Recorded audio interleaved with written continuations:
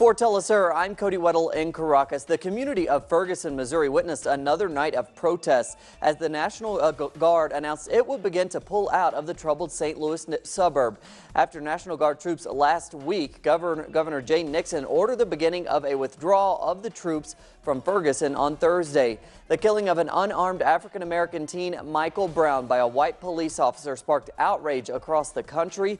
Police have arrested over 100 people in protests that followed. Brown's family and others are calling for the St. Louis prosecutor to be removed from the case, saying he has a record of bias in cases involving police misconduct against blacks.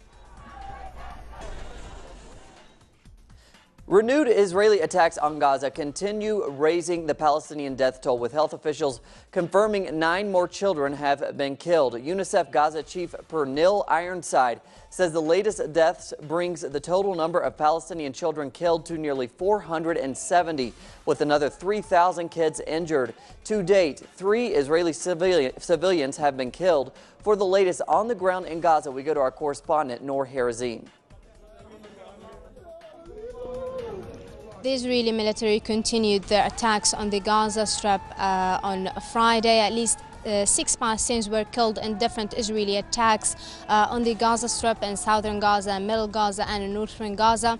However, the top story for today is the execution of 18 Palestinian collaborators by Hamas militants. Hamas said in a statement that those collaborators have been accused of collaborating with Israel, giving them information about families, buildings, sites, and they were accused by killing many and hundreds of Palestinians.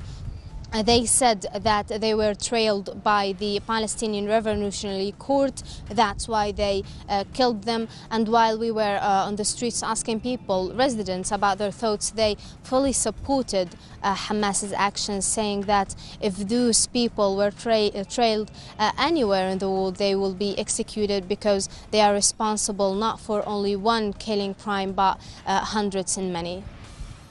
And thanks again to Noor. Foreign ministers from countries that comprise the Bolivarian Alliance for the Peoples of Our Americas are meeting today with the president of the UN Security Council to discuss the ongoing Israeli assault on Gaza. The representatives from the regional bloc will present a document stressing the need to confront Israel's violent attacks against the civilian population in Gaza.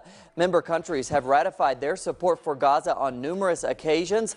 Latin American countries have vocally opposed the Israeli offensive, with a number of countries recalling their ambassadors to Israel.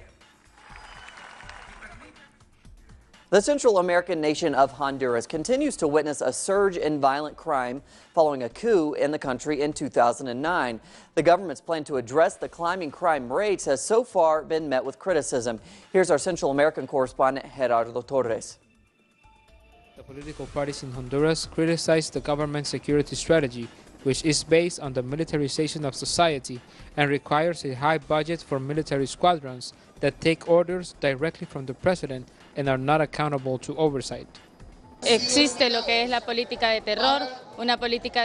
We now have a terror policy, a fear policy that allows control of organized crime and drug trafficking as a highly profitable business, selling and buying weapons, and that justifies more insecurity and violence. As a result of the meeting, the representatives of the parties agreed to create a pact to start working together to change the government's security strategy. The principal intention is to create a dialogue between the political parties, groups of organized citizens and other actors that want to join this initiative and develop it, a great pact for security and justice in the country. The Anti-Corruption Party believes that the reason for the failure of the security strategy is that people are not willing to support the government. People are not collaborating because this is an imposed government with a military system that maybe would be correct for some months. But the government is already more than 6 months. We should now have the communitarian police that we propose, at least in some neighborhoods. Political parties have agreed to work together in the National Congress to change part of the strategy.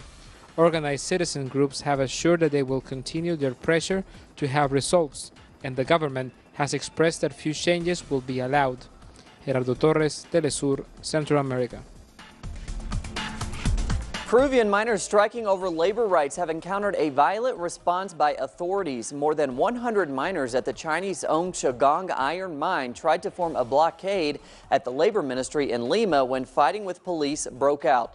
The workers are striking indefinitely over working conditions and pay, which is currently set at around $3.50 per day. Last year, the same group of workers staged a month-long protest that only ended when the government forced the company to raise wages. Moving on, Ukrainian officials claim that Russia's advancement of its aid convoy to areas in eastern Ukraine signifies an invasion of its territory. About 70 of the 260 trucks filled with basic necessities for those affected by shelling in the east crossed the border after more than a week of waiting for permission to enter. Ukrainian officials say they allowed the trucks to pass, but warned that the trucks' security could not be guaranteed as they are passing through conflict zones. Fighting in eastern Ukraine has killed more than 2,000, while more than 700,000 have fled the country. According to figures released today from the UN, at least 191,000 people have been killed during Syria's civil war. UN High Commissioner Navi Pillay repeated her call to refer those perpetrating violence to Syria to the International Criminal Court for war crimes and crimes against humanity.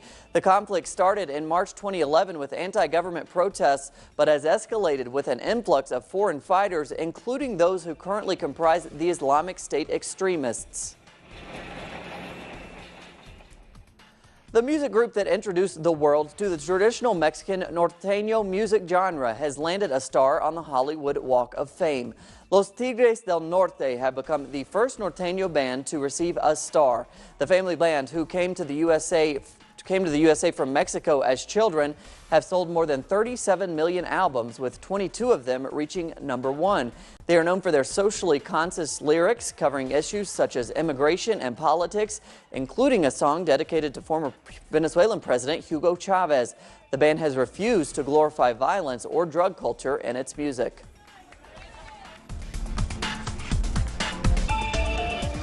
And finally, the world's largest arts festival heads into its final weekend. The 3-week Edinburgh Festival, currently underway in the Scottish capital, opened on August 8th and closes on Monday. The festival features thousands of different shows spread across more than 200 venues.